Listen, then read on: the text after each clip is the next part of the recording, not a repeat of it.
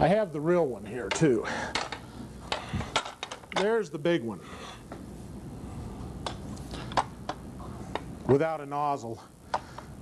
This was one Nelson donated to me because they'd had a few accidents with it. Somebody probably dropped it off of a vehicle or something or ran over it.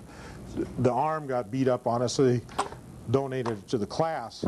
But they have to put a secondary nozzle to get the first 50 to 100 feet. You have to cover with a little accessory nozzle because there's so much force going out this. You can put a 2-inch nozzle on this. And this guy can shoot that 310 feet with the big nozzle and the high pressure. This is their 200 series. This is their biggest.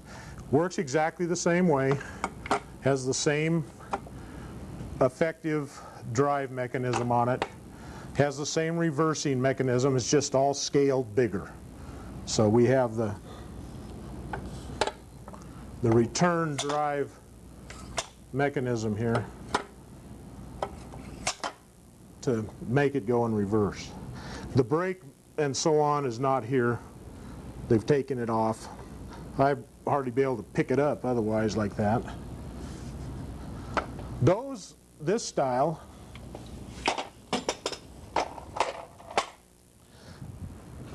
those will be either on stationary conditions where they might be operating on a feedlot where they're just doing dust suppression, turn them on for 2 or 3 minutes and every hour or something like that. But the most popular use for that is with a traveler.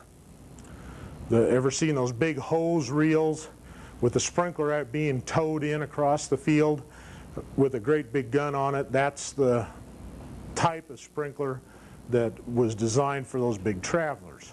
And that's its most common use for that great big one. The smaller ones we see oftentimes on the end of center pivots. They're very popular end guns because, gosh, you got another 120 to 150 feet of coverage out the end of that pivot the minute you put that gun on it. Instead of a standard sprinkler maybe only giving you another, a 70 series here could give you another 80 feet. Well, that big gun gives you 120 to 150 feet, almost doubles the length that you can get off your end gun. So it's pretty cheap acres when you think about it that way. But that's impacts. Now we have impacts in the canister as well. Little baby turf ones. This is a variety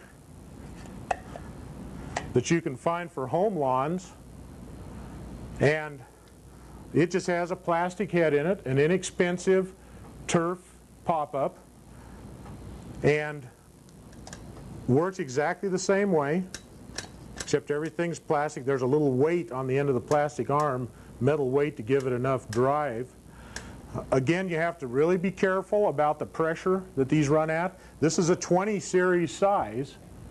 It's a part circle, 20 series size. You're going to be somewhere in this 1 to 6 GPM range with this little turf guy. And it's going to run in this range, but you get up to about 50 pounds, it's not going to turn. It's going to sit there and go and not move.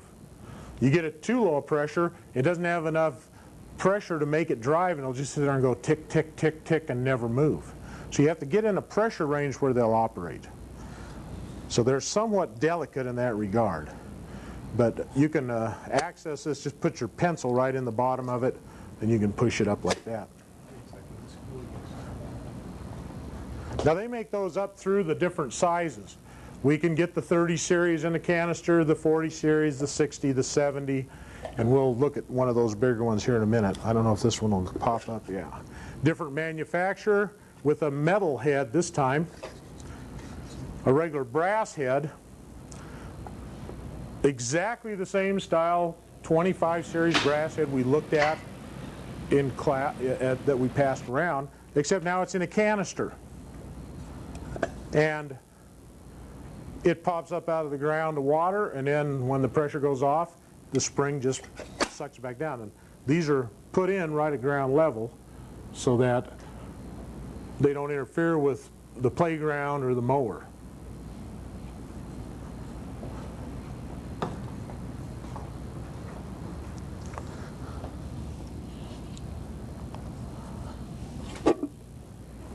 And like I say, they make them pretty big. This is